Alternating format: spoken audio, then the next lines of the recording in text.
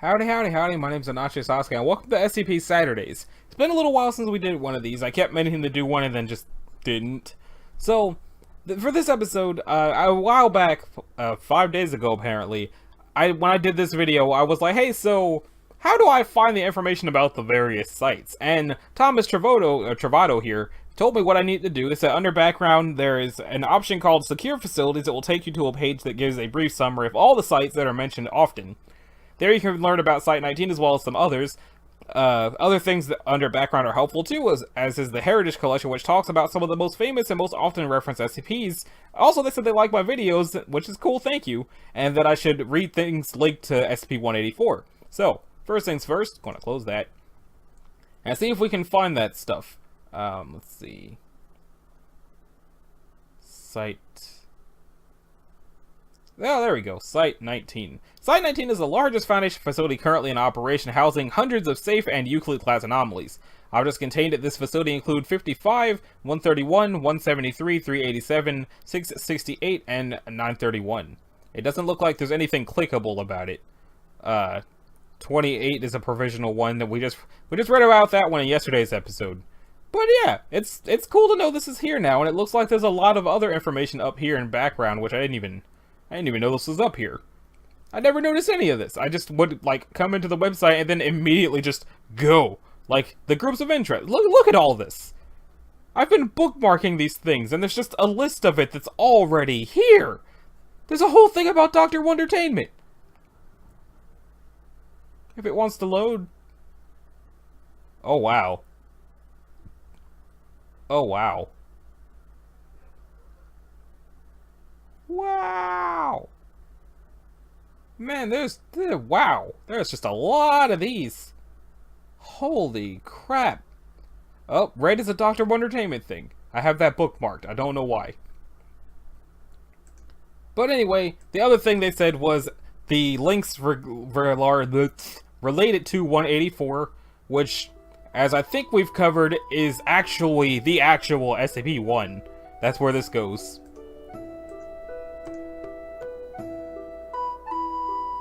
So yeah, 184 is actually SCP-1. Somebody told me that, I think. And then I went and double checked because that had completely gone over my head back then, which was over a year ago in my defense. But there were some links in here. There was Backdoor Soho, and Chigoku Cellar, and the personal log of Gordon Richards. Now they came back and told me in another comment that they just meant the personal log of Gordon Richards, but I'm going to check out the other things anyway, just in case, you know. So, alternate character interpretations is a story. Let's deal with that. It is currently hypothesized that 184 is an anomaly with a similar effect may be responsible for the creation of locations of interest such as Backdoor Soho and Chigoku Cellar. So, New York City. How long is this?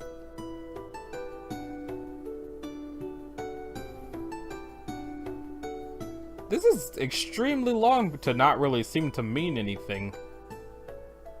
And what's the other one? Making a scene? Which is a continuation of Nothing Says Promotion Like a Bag Over Your Head. And other entries for this team. Okay, team name. We deny the existence of other games in town. Sigma 3 bibliographers. So, one link is just a whole lot of storytelling. And the other one is, links back into a whole bunch of other things. Including SCP-2537. So, for the sake of, like, time, I think I'm just going to go ahead and read what they actually wanted me to read. And then I guess I'll move on to something else. I'll pick something from the list. So, personal log of Gordon Richards, member of Mobile Team Zeta 9, the Mole Rats. June 3rd something. Dispatched to the Kowloon Walled City to recover an object and document anything affected by it. I have never seen such a horrible place. The filth is everywhere, whole walls and even structures made of garbage. If you crack your soup for even a second, you get flooded by the smell of smoke, cooking, sweat, machine oil, and excrement. Henry fell into a pit used as a sewer on the ground level after breaking through a trash walkway. He was fine, the suit was just filthy, but he threw up and had to be removed. I'm not sure if he's gonna work out. Gordon Richards and Lev Shaderman inside the sewers below the Kowloon Walled City. Everyone here voices like the plague or darts out to throw trash or insults. They are a tribe, and a territorial one at that. The sheer crush of humanity is intimidating, and I'm glad I have the suit between me and them. The object is supposed to be somewhere in the core of this mass, but getting there is going to be tricky. June 4th. Local law enforcement led by agents did a bunch of raids last night. Cleared people out of some of the areas we need to go in, but there are so many people here, it's hard to notice any difference. Yesterday's recon helped uncover a couple of homes affected by this thing. They don't look like much, the same squalid homes as everyone else, but they're too big inside. It's an odd feeling, standing with your hand on the wall and knowing that by all rights you should be at least 6 feet outside the structure in midair. Henry is better today, but seems really jumpy. Lev took him aside and talked to him last night, and I hope it helped. I'm getting worried about him. Caught him muttering to himself over the radio today. Told him to knock it off, but didn't report it. Maybe I should have. I think I'm going to ask for him to be put on a different unit after this. Deep recon this evening. We're splitting up to try and hunt down wherever they're storing this thing. Lev and I pulled the short stick and have to hike it out around the sewer systems. Honestly, it can't be any worse than topside. At least I won't have to keep seeing the blank, empty faces of these people. June 6th. Henry is dead. We didn't get back until early this morning. We'd been off the radio for several hours because of all the interference. It seems areas affected by this thing screw with radio waves pretty bad. The sewer was a nightmare, but no sign of alteration by the item. When we came back up, Paul gave me the news. Henry and Paul were exploring near the center of the city when they got attacked. A mob of people just swarmed them and dragged Henry off. Paul was hurt and his suit was badly damaged and he had to leave for medical attention. Henry was screaming over the radio for a while and then it cut off. Paul and a couple other mole rats charged in with some agents to recover Henry, but after a few minutes, Henry came back on the radio. His receiver was broken, but he could still broadcast. One of the agents was recording, and he played it back to Lev and I to see if any of it made any sense to us. It didn't. It was rambling and sounded like he was hurt, kept talking about the endless heart of the city, the hell of glass, just crazy stuff. Paul and the rescue team kept trying to find him, but suddenly his radio cut out again. Henry came tearing down one of these tiny halls, helmet off and screaming like a madman. He ran right by Paul and smashed an agent into a wall on his way by. He slammed into a dead end and just exploded through it, right out of the building. He fell 6 stories onto some metal junk. Took an hour to get his body untangled. We're done screwing around here. Agent Parks, Lev, and me are rounding up what amounts to the city elders, and we're getting to the damn bottom of this. June 7th. Interrogation went well. Agent Parks asked the questions. We provided what he called negative consequences for non-cooperation. The first guy, some triad punk, didn't want to talk. 2 broken legs later, he was a lot more open. Said the thing was called the Builder, and nobody knew it when it first came to the city. He had never had anything to do with it, just helped stand guard outside rooms where it was working. He said that was all he knew, and we had to talk to one of the elders, Long Wen, if he wanted it. He apologized for Henry's death, said it was just the way of things. I broke his jaw in 3 places. Long Wen may be the oldest looking man I've ever seen, and with a will like iron. He just took everything we dished out, he didn't say a word. Park said that the next stop was his wife and grandkids, and that got him talking. Told us it was kept in one of the oldest parts of the city, some old temple. It had grown, made wondrous things, but only the worthy could look upon it and not be overwhelmed by it. He said Henry was shown the wonders in the hopes that he would be able to convince us not to take the Builder, but that he was not worthy and was broken. We made him show us where they keep it. Long Wen said it wouldn't do any good, that it was buried too deep.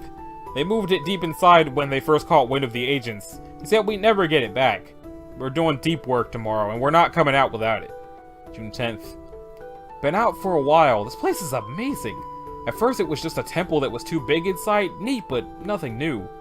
Then we went in deeper. Whole rooms, altars, everything recreated and rearranged by this thing. It's like someone built 12 whole temples inside this one tiny structure. Agent Park set up a recall point in the main hall with some other agents to make sure nobody sneaks up on us. We suited up and went to work. Started getting odd after hour 6. Lots of hallways, not as many rooms. Then 83 rooms all connected by those sliding doors, each with a tiny Buddha in the center of the floor, and nothing else. Lev grabbed a few for samples. We knew things were getting odd when we came to a perfect reproduction of the first altar room, but appearing to be made of one solid mass of wood. The thing was beautiful and totally seamless, and not a single tool mark or anything. On anything. Paul found some documents and we scanned them back to Parks. He said they were about the object. Apparently they're calling it SCP-184 now. Parks said it talks about how they moved 184 deeper each time it made a new area. They thought it was some gift from God or something. Used it to expand rooms if people would donate to the temple, or at least to the gangs that controlled it at the time. I've never been in a place like this. It's getting harder to maneuver. The halls are starting to get strange, they go up at funny angles, and the last few rooms have been tiny. By last count, we should be 20 feet above the roof of this whole city by now. June 12th? I'm getting sick of this place. Came to a branch yesterday, I had to split the team. I drew the up hallway and set out. Not sure how long I've been climbing. The halls aren't regular anymore. They wave in and out like a frozen earthquake. Everything seems to be made of stone here. Managed to squeeze into a side room to catch my breath. Once I looked around, I saw everything was made of jade. It was all colored right and had the right texture, but it was jade. Bed, chairs, table, books, everything. I sat on the bed for 2 hours and didn't think. I got up and smashed the jade lamp that was probably worth more than my life and left. I'm not feeling well. I feel really disconnected here, like an astronaut or something. It's not like the other areas I've been in, never felt so alone. I'm fine, I know that. It's Henry dying, the whole rotten city outside, and me being alone and able to think too much.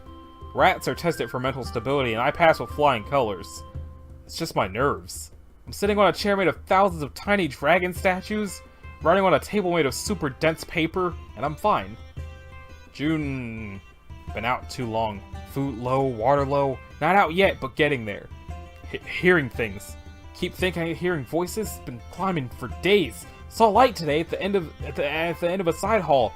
Bright yellow light. I climbed into the hall and ran. Smashed through the door. It was a room. Millions of candles, all lit, but just another room.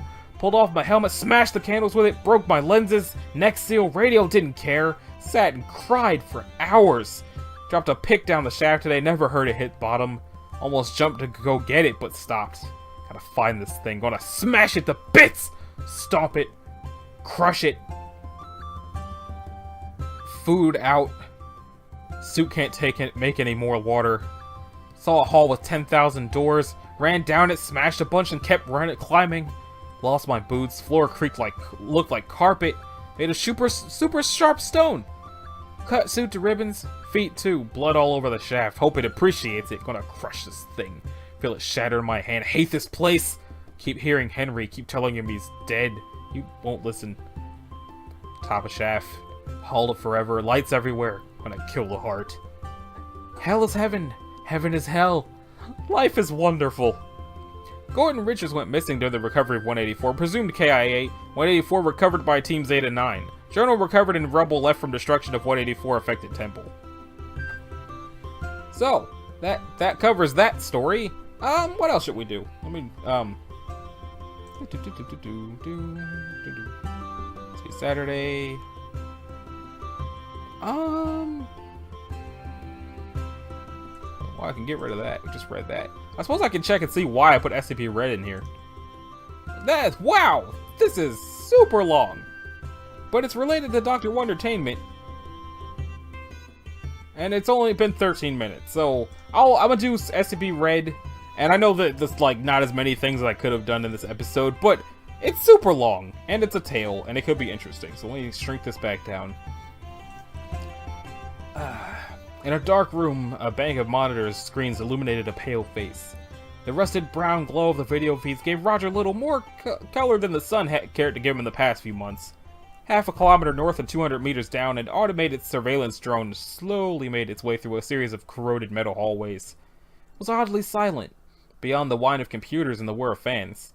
Roger fiddled with his volume before checking the system audio. Nothing but the noises of the drone itself. No groaning, no creaking, no screaming. Just the soft click-clack of the drone.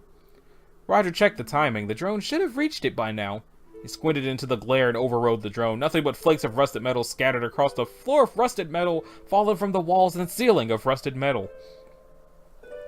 After several minutes of searching, Roger rubbed his temples. He drummed his fingers on a little metal desk and took a few deep breaths. He reached over and picked up the bulky plastic phone sitting on the edge of his workspace. He dialed the number and only had to wait a few seconds before it was answered. Sir? It's Roger Little from Surveillance. We may have a problem. In the cold reaches of space, a satellite continued to do what it had done for over a decade. It hung in the weaker clutches of the Earth's gravity and watched a man wander about. The man it was watching, however, was doing something a ways away from his status quo. He was running. Through the sweltering heat of the American Southwest in the middle of its summer, over the scorched earth under a blazing sun, Mr. Lost ran. In hot pursuit of a man with fiery red hair. His black jacket left unbuttoned, it snapped behind him like shadows cast by a fire, the red trimming a much duller affair than his hair. He was gaining on Lost, who continued to make the mistake of looking over his shoulder. Each glance seemed to give the red-haired man more speed. The eventual collision left Lost sprawled to the ground for a moment before he tried crawling away. The second man was up in the near instant. He brushed himself off and waited a moment before continuing his pursuit. He walked just behind Lost for a time until he tried to get up. The pursuer kicked his target back onto the ground. This repeated itself for some time until the red-haired man simply grabbed the man in the green jacket and dragged him in the opposite direction. They eventually came upon a third man who'd been sitting on a rock outcropping. Blood and rust clung to every inch of his body. With what seemed to be considerable effort, the man stood. He took 2 steps before falling. The red man grabbed the rusted man by the shirt and hauled him up onto his shoulder in a way that was quick but not unkind. All the while, Mr. Lost remained gripped in the opposite hand. After what looked like a satisfied sigh, the red man walked east. An 05 rolled an unlit cigar back and forth over the sleek top of his desk. In front of him, the video feed on his monitor ended. Beyond that, the secretary stood at attention. The secretary took a brief glance at his clipboard. As you can see, sir, the unknown humanoid has captured both 2933 and 920. Further surveillance from multiple sources show it is now heading for one of our facilities. The overseer idly flicked the cigar, sending it spinning. Given the context, I'm guessing it can safely be assumed who the entity is. As the attacker, it attacked 2 of the 3 little Mr. Anomalies we don't have properly contained, and now seems to be heading for the site where we contain the other 17. Combined with its general appearance, yes, the list designation number 14, Mr. Red. Lock the site down. We don't know what Red is capable of. Considering it was able to escape 2933-1 and has been able to transport 920 over 100 miles without stopping, it's not something we want to discover firsthand in the midst of an active facility. The secretary nodded and departed for his own desk. Left alone, the overseer plucked the cigar up and spun it between his fingers. Let's see. He replayed the submitted videos and quietly thought to himself. Eventually, his secretary returned and after a brief wait, hustled back out with a freshly stamped order. Alone again, 054 slid the silver lighter off his desk and thumbed it several times before it sparked. 2148 had gotten curious again lately. A group of people sat in a room full of monitors. Not quite like the one previously described, which was merely a one-man obligation simply for the principle of the thing. As the door so boldly claimed readings site blank security, this was a security station for a Foundation site, full of attentive individuals with live feeds covering nearly every hallway and the ability to stream feeds from various containment cells, if forwarded from the cell's own containment team. One attentive individual sat up in her chair, more so than her already perfect posture had allowed. She began squinting at one of the monitors, showing a feed of a camera deep within the facility, well away from any of the entrances. Within the frame was a trio of men. One was dressed in a black and red jacket, one in a coat of metal, and one in a green hoodie. The first was carrying the second and dragging the third, the former of which was groaning and screeching like rusted clockwork, and the latter was attempting to crawl away, despite appearing to be unconscious. She wondered how they arrived in the site despite it being locked down when no one else had made any sort of comment. The worker flagged down her superior as quick as she could and explained what she had just seen, but when she pointed to the group of monitors of the area the men had been spotted in, they were nowhere to be seen. Now one of her co-workers, who had been monitoring an entirely different wing, was reporting about them. By the time attention arrived on the monitor in question, the men were nowhere to be seen, and further examination showed they had disappeared from surveillance entirely. 054 snubbed out his cheap cigar in one hand and thumbed one of the buttons on his monitor with the other. A round woman with sharp eyes snapped in the view. After a smoky exhale, the 05 sat up and meshed his fingers together, if only for himself. His outgoing calls only showed a generic silhouette. Zycon, I hope all is well. The site director fidgeted. To her credit, it was only slightly. Not as such, sir. Red has somehow breached the site with both Lost and Scary. More than that, he broadcasted a video message from somewhere in the facility, and he's made demands. The weight of the silence from her superior stayed, Zycon. After several seconds, 054 took a slow breath and said, Somewhere in the facility? Well, sir, I don't recognize the area. It appeared to be a medical bay, but it definitely isn't any I'm aware of. With him was a little girl with a swollen stomach. He called her Catherine, but we don't have any subjects on file with that name. And it just goes to fear alone. The name pressed down on the Overseer's chest. He took slow, deep breaths in an effort to calm himself, but every inhale became more and more difficult. On autopilot, his hands opened his cigar case. The lighter sparked on the first flick and he took a deep drag. On exhale, he realized what he was doing, but decided he may as well enjoy it while he could. How in the world could Red have known about 231? 054, are you still there? He shifted out of his daze, if only slightly. Zycon. Right. Yes. What were his demands? For you to personally come in to see him or he would kill the girl. The next pull turned half the cigar to ash. And nothing else. Just for you to see him in person. 054 watched his hand shake, the smoke from the cigar zigzagging. What did you tell him? That I would notify you. You didn't say anything about that being against protocol, it being unlikely of happening, anything like that? Seemed unwise to do so, given the context. He finished the cigar. If we're both alive tomorrow, remind me to give you a pay raise. Sir? He terminated the connection. One door creaked open to reveal another. 054 stepped through and stared down at the man leaning against the wall, an IV sticking into his arm. Mr. Scary looked at him and smiled. The contraction chipped away some rust and blood flow from the edges of his mouth. Neither said anything as the Overseer stepped past the little mister, glanced at the bag of morphine, and went through to the second door. This one rusted open. He considered breaking into a run down the hallway and settled on a stiff jog. Some of the tiles cracked under his feet, and when he arrived at the double doors, they were open, the joints rusting them in place. I-170S Kerr was all that was visible of the plaque beside the doors. Rust began to cling to some of the machinery, but the video feed of 231-7's room was still functioning. Oh, that one. Overseer 4 stilled himself before looking. A little girl lay in a hospital bed, her pregnant belly covered by her surgical gown.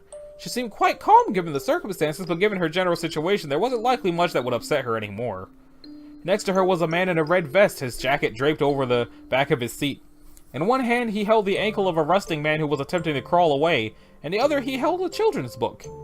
The only sounds in the room were Lost groaning as his body rusted as he scrabbled against the decaying tiles, and Red reading in a warm voice. 054 found the intercom and pressed the button. Catherine winced at the squealing as the system turned on, and Red cocked his head at the noise. Alright, Mr. Red. I'm here. Red released Lost and slowly turned in his seat to reach into his jacket pocket, removing a piece of paper. He marked his place in the story and shut it, setting the book on the bed. As Red looked into the camera, 05 saw flakes of brown and black on Red's skin, red lightning sparking against it and revealing smooth skin. Red smiled. Please, no need for the Mr. formality. We're all friends here. I'm Red, open parentheses, discontinued, close parentheses. My friends just call me Red. How are you, 4? Geniality was not what 054 was expecting. A few moments passed, filled only with the sound of Lost banging on the door before Red tilted his head and waved at the camera. 054 cleared his throat and said, I've been better, Red. Been causing a lot of problems lately. Now, what is it that you want? Red shrugged theatrically, displaying his palms. Sorry about that. Though I do believe I was clear with my video earlier. I'd like to see you, face to face, no cameras, no PA systems, no tricks, no body doubles. Is that a knife in Red's hand? No, nothing. A trick of the light, a video oddity. Before that, I have one question. How did you get here? Walked? The site has been a lockdown, and you were able to avoid surveillance for most of your trek despite us having a satellite meant to track Mr. Lost. And you somehow not only knew of this wing, but how to access it. Like I said, I walked. As for why I knew, call it insider information. Now, please do get in here. Again, a glimpse of black in his palm, a jagged shadow that played hell with the lighting of the room. With great trepidation, 054 unlocked the blast door and dodged Lost as he darted past. After watching Little Mister run down the hall, the Overseer stepped into the room. It smelled of disinfectant and lilac, thanks to the small aromatizer next to the bed. Yeah, alright. He felt his heart hammer away at his throat as he looked to Red and clenched tightly when the child gave him a little wave. Red gestured to the armchair, the armchair on the opposite side of the bed. Once they were both seated, Red cupped his hands together and sighed. So, this is it, Red said. The finale! The brief period after a long sentence that drips with the taste of freedom. How long have you been doing this job? The Overseer was silent. Red smiled. 4 would have sworn the overhead lights took on a slightly bloody hue. Red finally said, have been a little mister for, 10 almost 20 years? Something like that. It's been difficult, let me tell you. Red looked down at the dagger in his hand, which was now all too real. With something akin to reverence, he lifted it up and dragged the shadow across his own throat, cutting so deep his exposed trachea whistled softly. Red ran down his shirt, but it clung at odd places, depicting runes that sat at the edge of the Overseer's memory. Lightning lanced out and into the damaged blood, the blood draining as red sparks healed the wound. The little mister took another breath. And there's no getting away from it. It won't let me go. As long as this stupid dirt ball keeps spinning, I'm gonna be here. Unchanging, undying, unable to feel much beyond blinding rage! He smiled again. But what if I stopped the spinning? What if I could stop it all? What if I could stop hurting? I'd have to try, right? If that's your intention, why bring me here? Why drag the other two around? I guess I needed some kind of closure, Red said, his eyes distant. Red eventually stirred from his trance. Here, I want you to have this. He removed the bookmark from its spot and unfolded it before handing it over. 054 stared at the list. One line in particular drew his eye. Mr. Red. Discontinued. What does this do? Oh, it's some rage. I walked. I don't know how long, but I did. I know that much. I somehow ended up at the Wonderworks, the place that had eluded me for so bloody long. And it was running! No old man, but the place was bustling all the same. It was the God's damn child! The oh so lovely Isabel. But what could I do to her? She was in the same sort as me, in a way. She asked me why you pricks hadn't collected me yet. I didn't really have an answer, but I figured why not? Not like I had anything else to do. Suicide wasn't the option, as you can plainly fucking see. But as I got closer, I got this feeling. This itching, burning sensation digging into my soul. If I even have one anymore. It was a thing locked deep in the hole my brothers were buried. It spoke to me in ways I'll never be able to convey to you. Just... fuck. Felt good. And I knew! I always thought I was just subject to anger issues, but all along I was subject to the king! Do you know gods can't die, they just fade. Waiting for their time to come again. But they still leave corpses. Something to jam a spigot into and tap into whatever power might be left lying around. The old man must have gotten desperate. Brass wasn't enough, even as big as the corpse he got pulled from is. A broken universe still yields a broken power. And a sliver of a fragment isn't worth much of anything. So he tried something a bit more intact and... What was I talking about? Wait, no. I used to say I have these lucid moments. It's like... You wear glasses, you look the type. That brief time when you put them on, when your eyes see both through and around the lens, and everything just seems to warp around you as the glass rushes forward. The world shifts as the filter expands. You wear them long enough and you stop seeing the frames in your vision, don't feel the arms on your ears anymore. I can't tell if my humanity is the prescription or the astigmatism anymore. And I don't care. I'm so sick of it all! My eyes are straight to the point of bleeding and I can't close them. But at least that means I get to watch the end. Red eventually stirred from his trance. Here, I want you to have this. He removed the bookmark from his spot and folded it before handing it over. And all that stuff already said. The man stood there for a moment, eyes unfocused. Somewhere in his mind the 20th slot was filled. He leaned to the right, his hand out as if ready for a cane to take the weight. After a moment, he caught his balance and examined his right hand, then the left, flexing and clenching them. He straightened back up and examined the room. The former body of 054 took a breath. Mr. Collector let it out.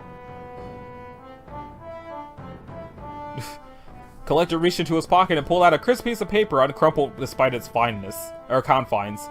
He let out a small chuckle. The paper between his thumb and middle finger, he snapped and a bubble formed around the parchment. It floated just above his palm, bounced when he tapped it. He gave the top of the bubble a light pat and it collapsed onto itself, away for him to take out later. How you feeling? Red asked from his seat.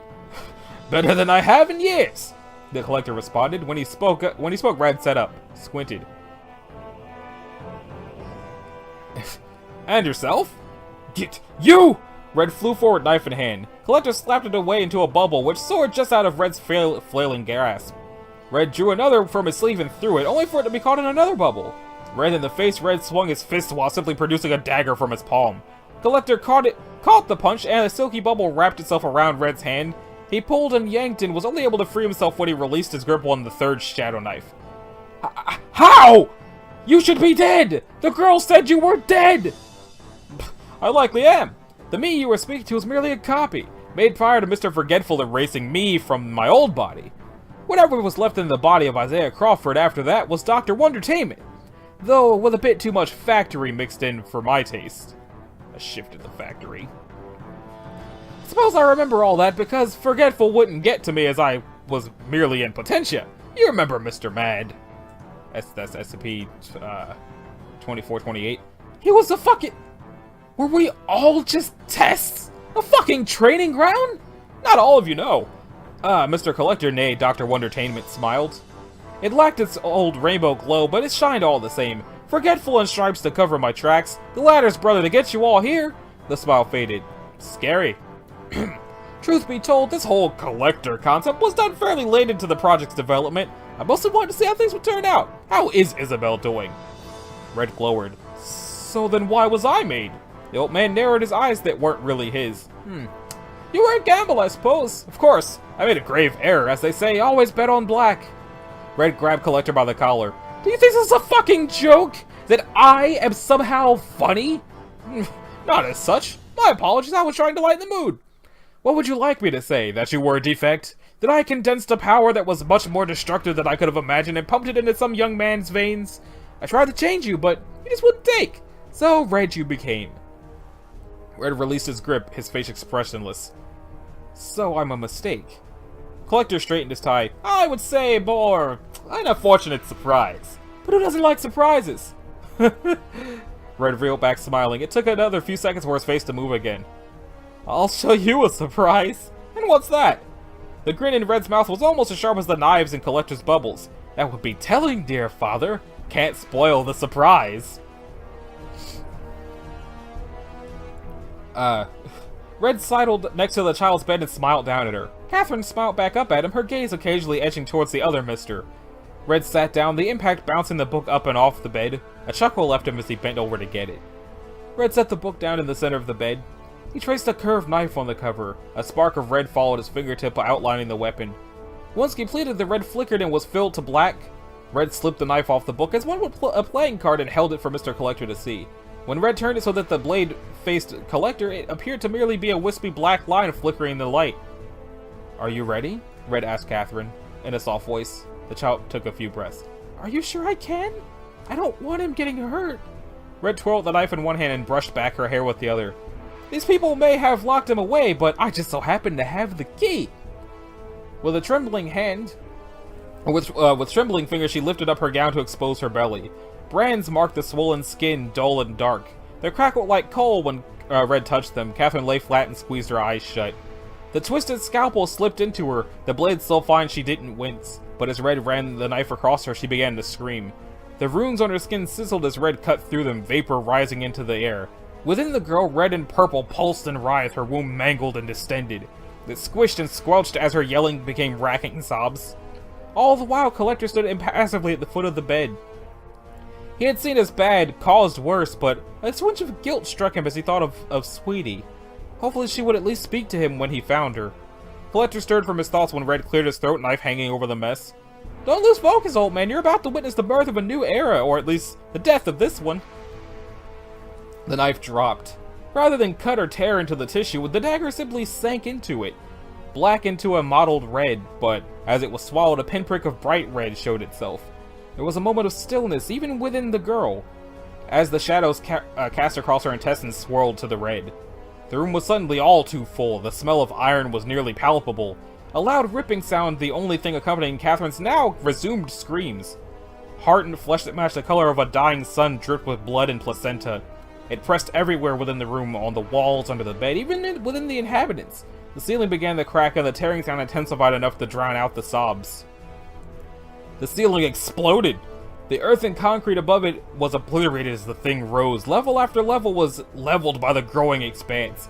It grew as it rose, each rising floor destroyed at a greater capacity. Eventually, Side Plank was exposed to the open air where dark clouds were beat out by a pair of reverse wings. 11 mouths creaked open to take their first breath. Foundation personnel stared in slack-jaw awe. At a distance, civilians could spot at least the crown of horns. Who could spot at least the crown of horns begin to panic. Down in the medical room, the trio remained. A thin umbilical cord connecting Catherine to her son. Red cackled and pointed the monstrosity out to the spent child. Collector tapped the side of his head and a bubble formed around it. The seventh son spoke. Clouds broke and the sky cracked under the weight of his words. The air itself tasted of blood. All those within the range of his mighty voice felt crimson run out of their ears, and with the exception of a single man standing in the center of it all, his bubble vibrated rainbows against the onslaught but held. "Do you see?" Red yelled, none hearing him over the din. He touched the blood coming from his ear and showed Collector, "It's over! I can finally be over!" Once the bubble stopped shaking, Collector popped it. The world was silent, waiting for the son's next words. He took the umbilical cord in his hand and proffered it to Red.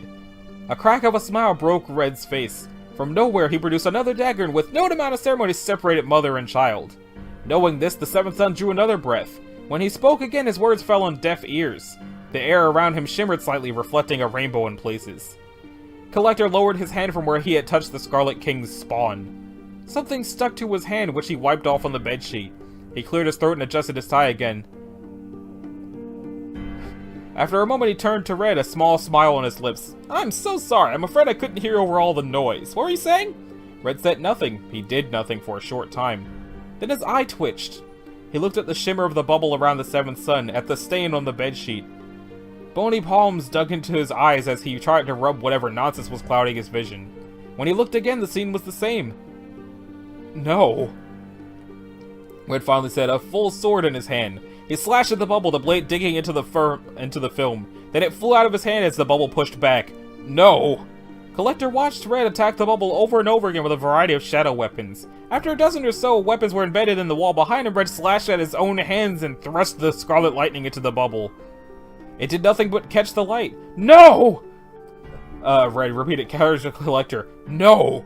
"Sorry, is this distracting you?" Collector said. He raised his palm and snatched away at the seventh son, now the size of a newt contained within the ball in the little mistress hand. "I'll put it away." Red watched his savior vanish with a whimsical pop. Mouth agape, he turned to his queen. She couldn't look back, her eyes glazed over. Her breath came in short, ragged bursts. Red ground his teeth together and turned back to the Collector. With a mouthful of blood and darkness, Red yelled, "No!" He stumbled forward, knife in hand, without the usual motion. It buried itself in the Collector's chest. "No!" Red screamed, spraying blood in Collector's face. He pulled the knife out of his brother, father, and continued stabbing him. "No! No! No!" Blood flew from the knife with each stab. Droplets froze in midair, catching other sprays and sloshing together in hovering bubbles of blood. Color drained from Collector's face as Red gained more and more and more. "No!" Red whispered, losing breath. His arm fell, opening a large gash across Collector's stomach. The knife fell and disintegrated, merging with the shadow cast by the last blood orb. A tear droplet met it. "No!" Collector Isaiah hugged his brother's son. Red sobbed against the offered shoulder. When the cries weakened in strength, Collector led Red back to his seat. Red fell into it and wrapped himself in his jacket. With a flick of his wrist, Collector brought the crimson orbs into himself. By the time he finished collecting what shadow weapons remained, he regained his color, though he moved slowly. He went about popping the armaments away save for one. He took it out of its bubble and sat on the arm of the chair between Red and Catherine. "I can't say this is how I envisioned the family reunion," Collector mused, "but I think I can afford you at least one gift." Red almost laughed. "What could you possibly give me?" "Less give," Collector tapped Red's forehead. "More take." Red blinked. He stared at the swirling hate bubbled in front of him. He winced when it vanished with a light tap from Collector. Emptiness filled him. Wonderful, calming emptiness. Tranquil, simple serenity. Red felt where Collector had prodded him. It's gone? Simply somewhere else." Red nearly sprang from his chair. The girl! You could take whatever they did to her out? Make her right?" "I don't believe they made her wrong," Collector said, turning his gaze to Catherine. "If the Scarlet King could enter this world without humanity's help, he would have done it already. She chose this life for him. There's nothing for me to take from her except..." The black dagger seemed to catch the light in his hand. At least let me do it." "I didn't wash your hands of blood just for you to dirty them again, Red," Collector replied. "What's a few more drops on mine?" He was silent for a moment, and then Red said, I don't think I really want that name anymore. Oh? He closed his eyes. The roiling red sea of his mind was now a calm blue. I'm thinking blue. Blue? With 2 E's. So be it. Excuse me one moment, Blue. It was over quick. Blue found it hard to look at her, so he covered her up. So, what now? Blue asked. Now you enter one of the Foundation's little boxes, like your siblings. Collector said. What? That's it? No, that isn't fair. It can't just end like... Collector held up a hand and Blue went silent. Collector reached into his pocket slowly, like the old man he looked to be. You may be free of the Scarlet King's branding, but not of Wondertainment's. I am in the body of a Foundation Overseer now. We have to act our parts. Collector finally retrieved the paper he pulled from his pocket earlier. He offered it to Blue, who took it gingerly. Wow! You found them all and became Mr. Collector! But the fun isn't over yet, because now a whole new set of Misters will soon be in development, brought to you by your own Ms. Air! Mr. Collector, Mr. Chameleon, Mr. Headless, Mr. Laugh, Mr. Forgetful, Mr. Shapy, Mr. Soap, Mr. Hungry, Mr. Brass, Mr. Hot, Ms. Sweetie, Mr. Life and Mr. Death, Mr. Fish, Mr. Moon, Mr. Red Discontinued, Mr. Money, Mr. Lost, Mr. Lie, Mr. Madden, Mr. Scary, and Mr. Stripes. And Ms. Air has her own separate thing. Blue made a double take. But the fun isn't over yet, because now your whole new set of masters will soon be developed and brought to you by your own Ms. Air. Blue looked up. Collector's smile had more strength than the rest of his body combined. Because we're not done yet! So, let's see what these other stories have brought me. Fear Alone? What kind of story is this? Scarlet King Tale. I don't know what the Scarlet King is, but it seems to be very interesting. Let me, as a matter of fact, instead of saving that, let me just go down and click Scarlet King. Lots of things have the Scarlet King, and all of them just seem to be random. Now, the interesting thing about the Scarlet King is the Scarlet King seems to bounce off of, what that girl actually is. Because if this is what I think it is, I'm pretty sure that little girl is actually in another set of tales, one of the Horsemen of the Apocalypse. So if this tale had the Scarlet King pop out of her and then they presumably just killed her, and the other tale has her be one of the Horsemen of the Apocalypse, I think this might just mean that the tales are in separate universes, which makes sense because they can't just have a universe where there's a Scarlet King and then also the Apocalypse. But in any case, this is a much better length of a video here. I'm going to bookmark this one for later as well. I already have it bookmarked. Let's see. Assistant for the Boss Lady. Is this one also Scarlet King? No, this one's Dr. Wondertainment. So I'll bookmark the Dr. Wondertainment. Close out of it. Shift at the Factory. Definitely gonna bookmark this one. As a matter of fact, no, it's already too long. It's already too long. But I'm gonna start the next SCP Saturdays with this one, because y'all know how much I don't like the Factory. And if this is a tale that's a Factory and Dr. Wondertainment, I've gotta read that. And what is this one? Miss Air, Dr. Wondertainment, Isabel. So I'm gonna bookmark this one too, because it looks like Miss Air also has something to do with that other one of upsetting the Boss Lady. So that about does it for this episode of SCP Saturdays. And the next one, like I said, we're going to start with that Factory Dr. Wondertainment tale, provided I remember to do that. If you liked it, a like and a subscribe will be groovy. If you didn't, you don't need to do either one of those things. And I'll see y'all whenever the hell I do another one of these. Later.